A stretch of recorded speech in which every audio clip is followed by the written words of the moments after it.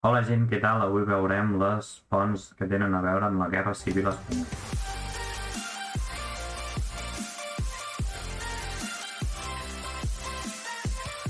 La Guerra Civil Espanyola és un període del 1936 al 1939. És un període que és bastant curtet, però diguem que té les seves cosetes. En la Guerra Civil, doncs, també podem trobar fonts que tinguin a veure amb Catalunya, degut a la gran participació no només de la Generalitat de Catalunya, sinó també de la regió i de la població catalana. Heu de tindre en compte que tots els refugiats que després aniran cap a França passaran per aquí i a més hi haurà tota una sèrie de problemàtiques en no només l'acollida dels refugiats, sinó també la qüestió de la misèria i la fam que es viurà a Catalunya en aquells moments. Anem a veure aquestes fonts. La primera potser és una font que no surt gaire, tot i que en principi seria fàcil de comentar i que feia temps que no la veia i segurament tocarà que aparegui més aviat que tard.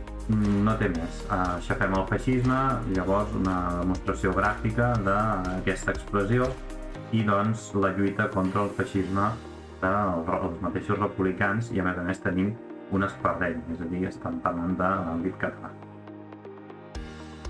Una de les fonts que ens podem trobar és aquesta de Joventuts Socialistes Unides, font en què uns canons disparen a una persona que té la creu gamada, per tant vindria a ser molt semblant a l'anterior. Aquesta font, tot i que és de color, si es posa en blanc i negre tampoc hi haurà un problema. No obstant, la creu gamada la veritat és que no s'aprecia. Per això tenim aquell comentari que surt de sota, la nota, i ens diu què és el que surt en el braçalet d'aquest senyor.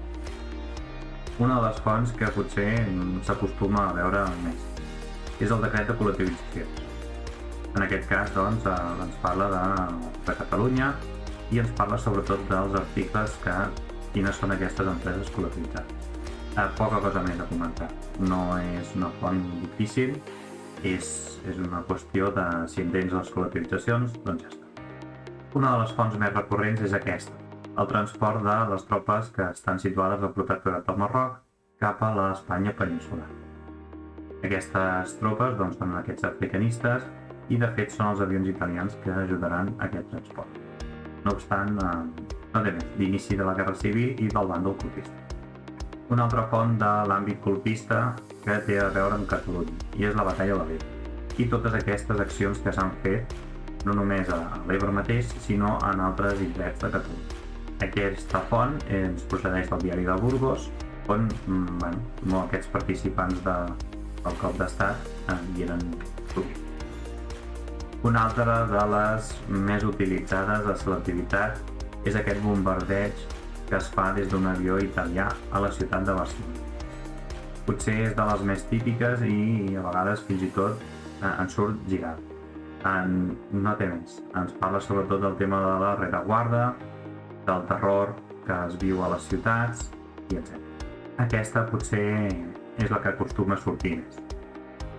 Aquesta és una de les fonts potser més interessants, la més conspiranoica dins del sistema republicà, que és el tema de les intervencions telefòniques i el domini d'aquestes comunicacions.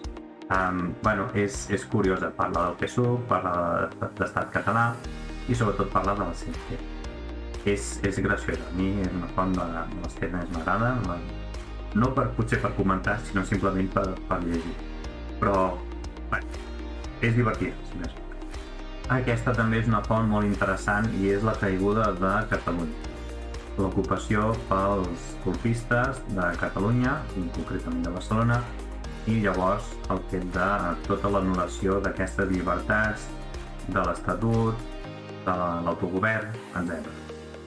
És potser una de les que acostumem a veure més sovint. Una que no acostuma a sortir gaire és aquest comunicat de guerra republicà.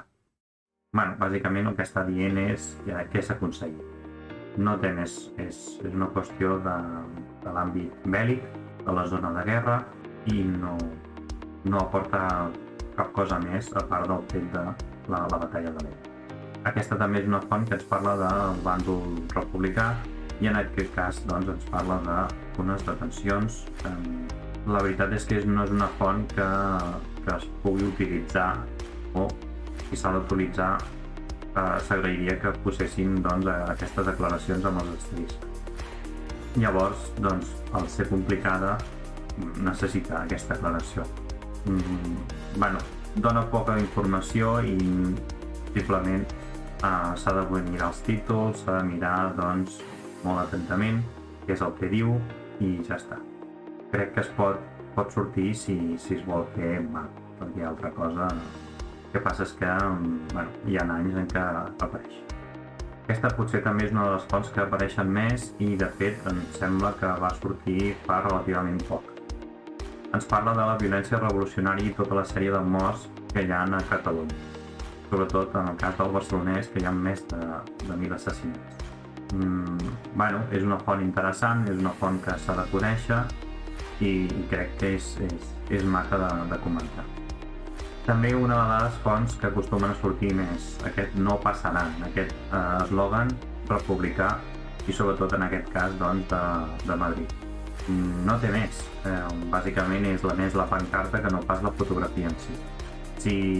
Si no es coneix l'eslògan, doncs es llegeix el que continua i s'ha d'entendre. Aquesta font ens parla sobretot del tema agrícola a Catalunya. Degut a que hi ha aquesta diferenciació entre les col·lectivitzacions agràries a la resta d'Espanya republicana i el tema català, doncs podria ser una mica problemàtica de comentar. Però no té gaire més secret qui es domina aquest tema. Parlem ara d'algunes fonts que no sortiran gairebé segur. Per començar, els mapes. Els mapes últimament fa molt de temps que no surten, no s'estilen gaire, i menys els que són de color. El color, ja sabeu, ho he comentat abans, és un tema de que la gent que fa l'activitat són molt rates, vosaltres pagueu bastants diners per fer l'examen i simplement no el fan en blanc i negre perquè és més barat. Mapes, que ja no acostumen a sortir, i de color, totalment eliminats. El mateix passa amb segons quins pòsters, sobretot aquells que necessiten identificació de banderes, entre d'altres. Pòsters que necessiten color, eliminats. Alguns pòsters o alguns aspectes que també no és que necessitin color especialment, però podria ser una mica problemàtic ficar-los en blanc i negre. Podrien sortir en blanc i negre? Podrien. Diguem, el missatge és bastant clar i es podria fer una espècie de tonalitats de grisos. A part d'això, poc possible que aparegui. I aquestes són les fonts de la Guerra Civil Espanyola. Com podeu veure, hi ha algunes que són de Catalunya, tantes de fet, i recordeu-vos que les fonts de Catalunya acostumen a ser del 36 enrere o del 36 en endavant.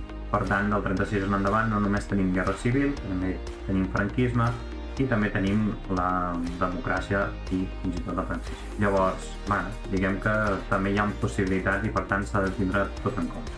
No hi ha gaires de l'àmbit colpista, però de fet aquestes de l'àmbit colpista potser són les que més s'han repetit, precisament perquè no n'hi ha tantes.